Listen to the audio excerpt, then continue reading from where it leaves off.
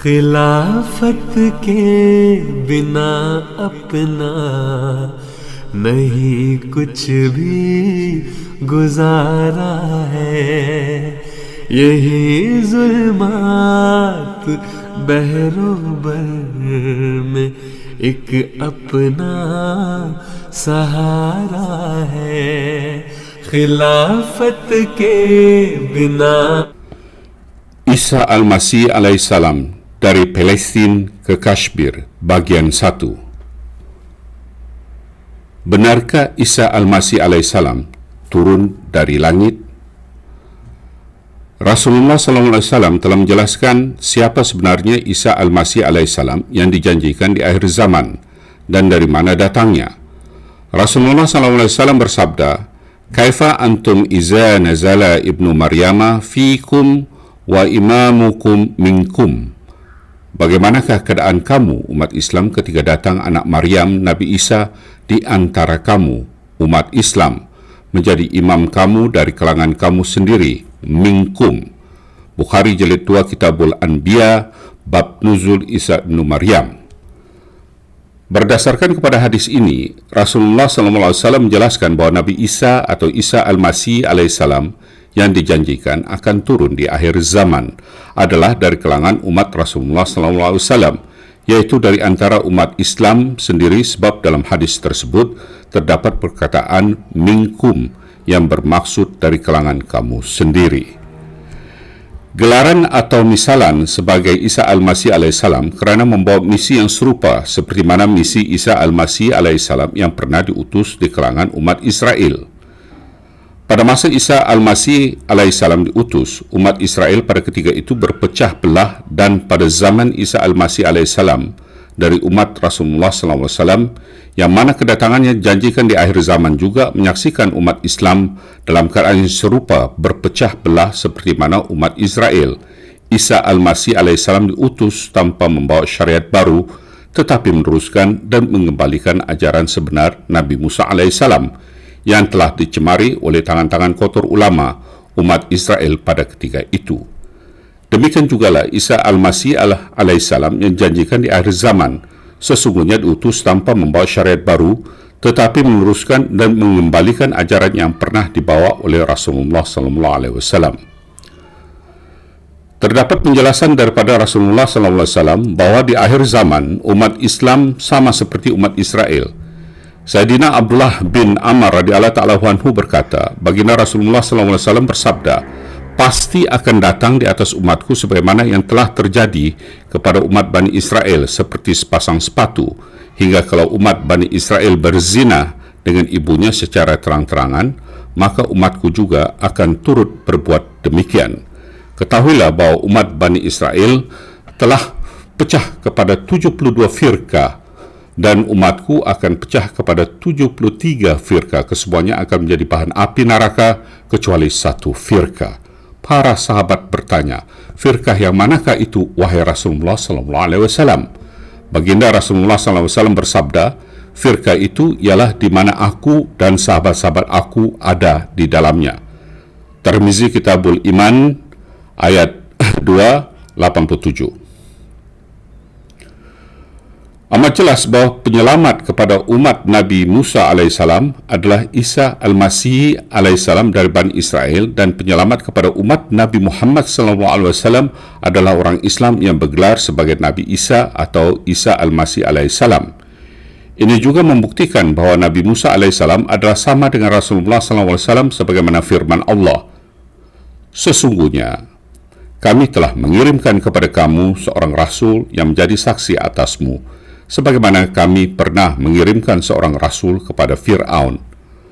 Al-Muzammil ayat 16. Sama ada Nabi Musa alaihissalam atau Nabi Muhammad SAW, kedua-duanya disusuli oleh seorang Nabi yang diberi nama Isa Al-Masih alaihissalam, memikul misi untuk memelihara dan meneruskan syariat yang dibawa oleh Nabi Musa alaihissalam atau Nabi Muhammad SAW. Umat Islam sebenarnya keliru dalam memahami hadis tersebut di atas, kerana dalam sabda Rasulullah SAW terdapat perkataan nazala, iaitu bermaksud turun. Dalam konteks Isa Al-Masih alaihissalam yang janjikan, perkataan nazala tidak semestinya bermaksud turun dari atas atau langit, kerana perkataan yang sama digunakan oleh Allah Subhanahu wa taala dalam beberapa ayat Al-Quran, misalnya dalam surah Al-Hadid ayat 26, dan kami turunkan besi. Apakah besi turun dari langit? Allah Subhanahu wa taala berfirman, dan kerana ucapan mereka, sesungguhnya kami telah membunuh Isa ibnu Maryam, Rasulullah, padahal mereka tidak membunuhnya dan tidak pula menyalibnya, akan tetapi dia Al-Masih disamarkan kepada mereka. Dan sesungguhnya mereka yang berselisih dalam hal ini benar-benar ada dalam keraguan tentangnya. Mereka tidak mempunyai pengetahuan yang pasti tentang ini, melainkan menurut dugaan belaka. Dan mereka tidak yakin telah membunuhnya. Tetapi Allah telah mengangkat rafa'allahu dia kepadanya, dan adalah Allah Maha Perkasa lagi, Maha Bijaksana. Surah An-Nisa ayat 158 hingga 159.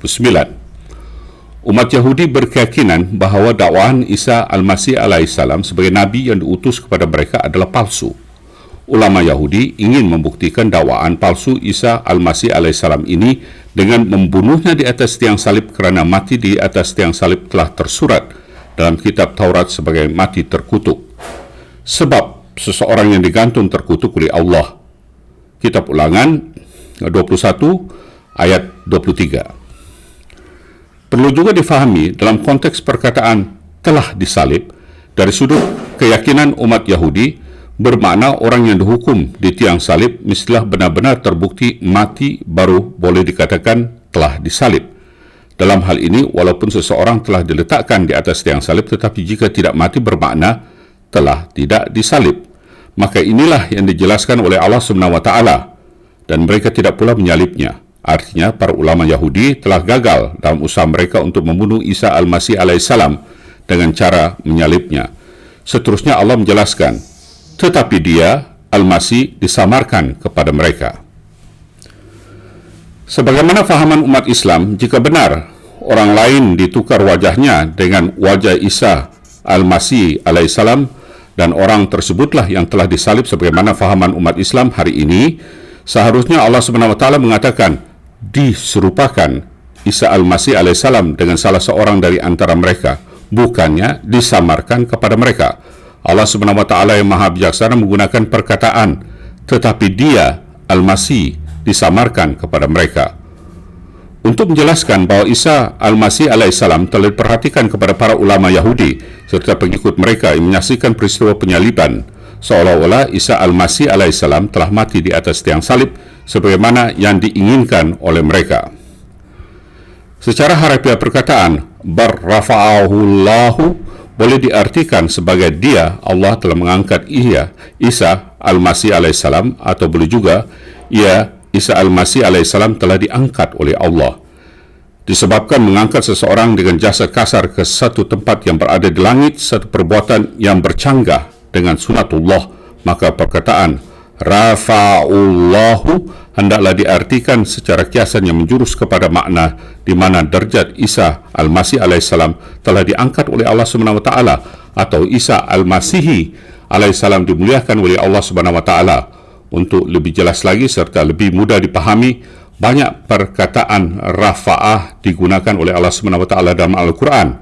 Misalnya, rafa'ah baddahum darajatin, dia mengangkat, meninggikan sebagian dari mereka beberapa derajat. Al-Baqarah ayat 254. Rafa'ah ba'dakum fauqa ba'adin darajatin, dia mengangkat sebagian kamu di atas yang lain beberapa darjat. Surah An-Na'am ayat 166.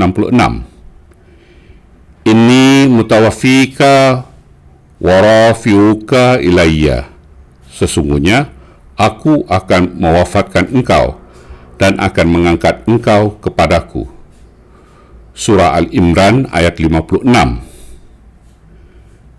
Yarfa'illahul lazina amanu minkum, Allah akan mengangkat orang-orang beriman dari antara kamu. Surah Al-Mujadilah ayat 12. Fi buyutin azinallahu an turfa'a, di rumah-rumah yang Allah telah mengizinkan supaya rumah-rumah itu dimuliakan. Surah An-Nur ayat 37. Demikian juga banyak sabda-sabda Rasulullah SAW yang mendukung makna perkataan rafa'ah. Misalnya, asallahu an yarfa'aka, semoga Allah akan mengangkat, memuliakan engkau. Sahih Bukhari jilid 2 halaman 125. Wa yarfa'u qauman wa yaddau akhirin, dan mengangkat suatu kaum serta menghinakan kaum yang lain. Sahih Bukhari jilid 3 halaman 197. Inna Allah yarfa'u bihazihil kitabi aqwaman wa yada'ul akhirina. Sesungguhnya Allah melalui kitab ini akan mengangkat beberapa kaum dan merendahkan, menghinakan yang lain. Sahih Muslim jilid 2 halaman 201. Manakala umat Islam dalam menunaikan solat adalah dikehendaki membaca doa ini: Rabbi firli warhamni wajbushni warfa'ni. Ya Tuhanku, ampunlah dosaku, kasihanilah aku, tolonglah aku, dan angkatlah aku. Apakah umat Islam berdoa agar diangkat dengan tubuh kasar ke langit? Dapatlah difahami bahwa perkataan rafa'ah bermaksud diangkat kedudukan, darjat kemuliaan, dan kedekatan diri kepada Allah Subhanahu wa Ta'ala secara rohani dan bukan secara jasmani.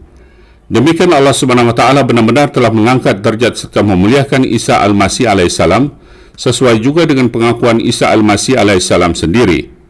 Dan dia telah menjadikan aku seorang yang diberkati dimanapun aku berada, dan dia memerintahkan kepadaku mendirikan solat dan menunaikan zakat selama aku hidup. Surah Maryam ayat 32.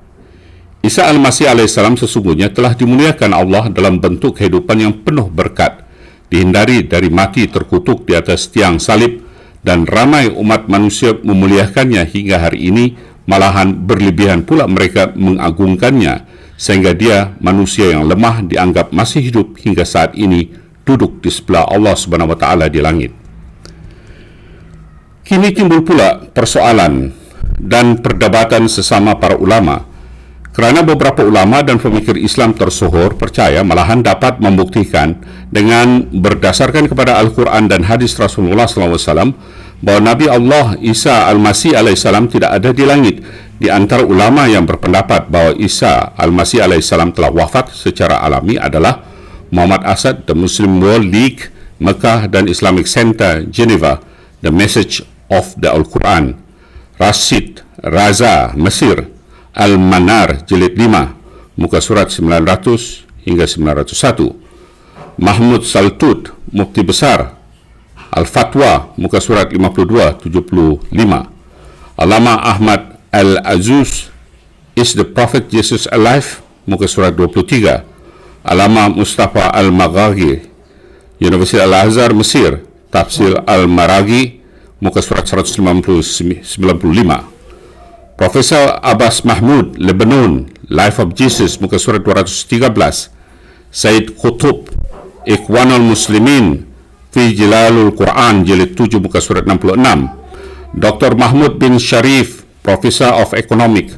College in Egypt, Al-Ahyan fil Quran, muka surat 210-214, Sa'ad Muhammad Hasan, Wizarat Al-Mahdiyah fil Islam, muka surat 38, Said Muhammad Al-Ghazali Mesir, Nazarat fil Quran, Said Abdullah Al-Qishawi, Gaza, Afkar Mu'minin fi Haqiq Al-Din, Zanuddin Rahnuma, Iran, Translation of the Quran, Syed Abdul Saleh, Ketua Qadi, Kenya, Saltut Haq, muka surat 6, Haji Abdul Karim Amrullah, Profesor Dr. Hamka, Indonesia, Al-Qaulus Sahid.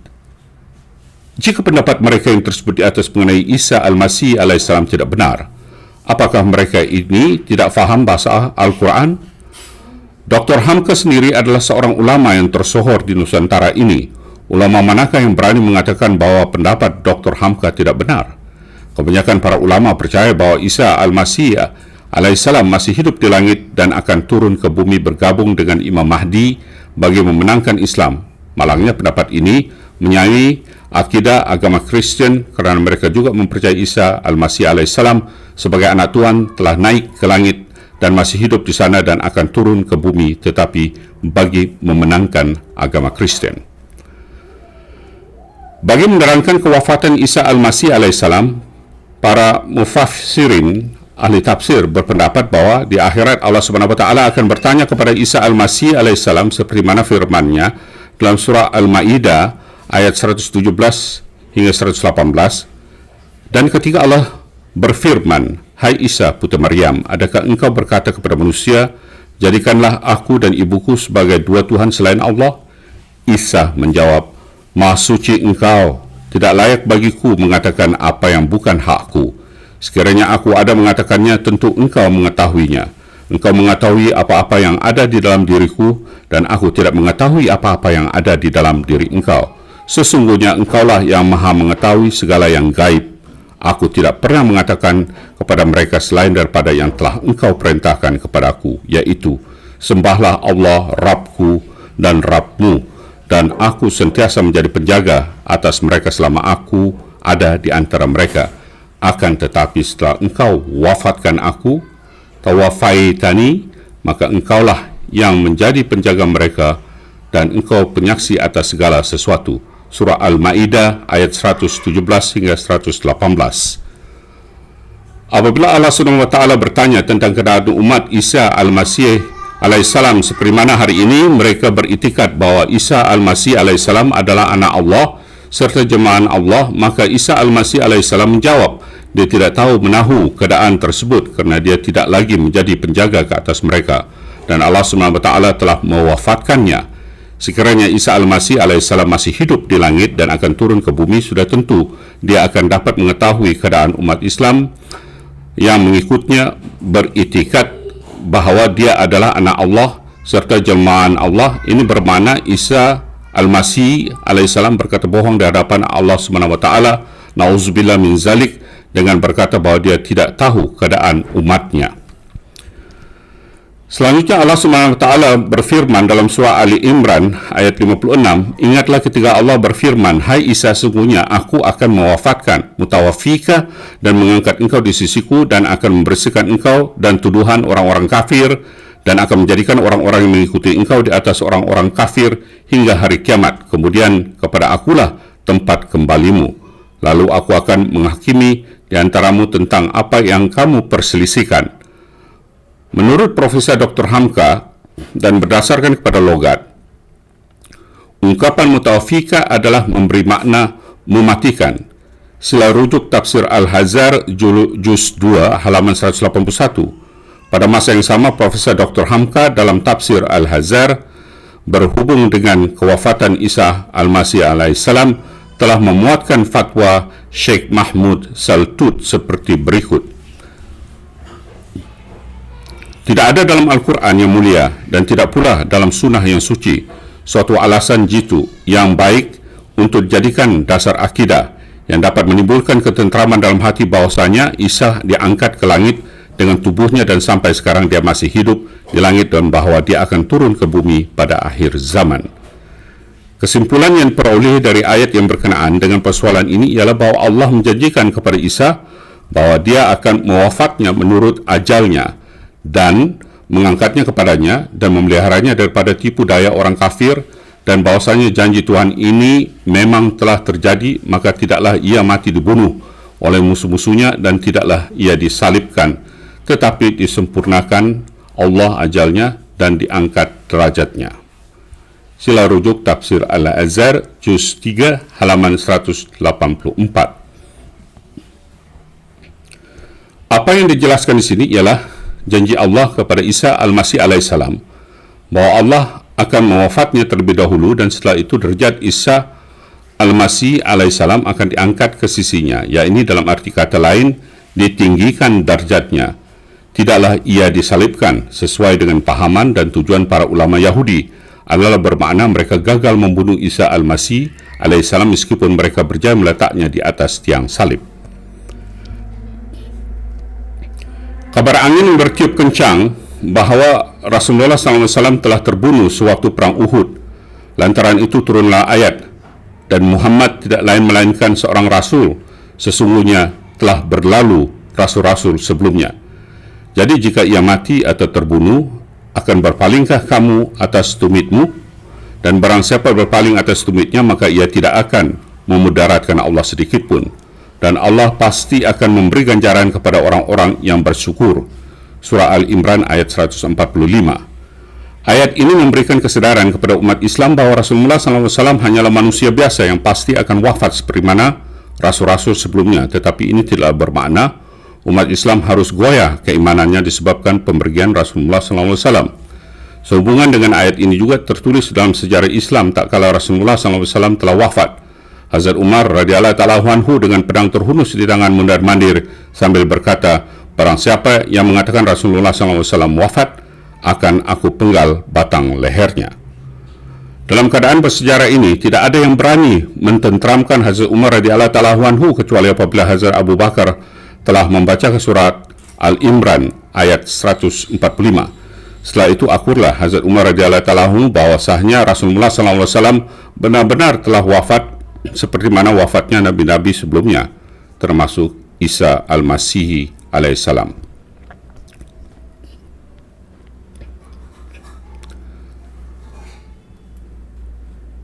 नहीं कुछ भी गुजारा है, यही जुल्मात बहरोबर में एक अपना सहारा है। खिलाफत के बिना अपना नहीं कुछ भी गुजारा है, यही जुल्मात बहरोबर में एक अपना सहारा है।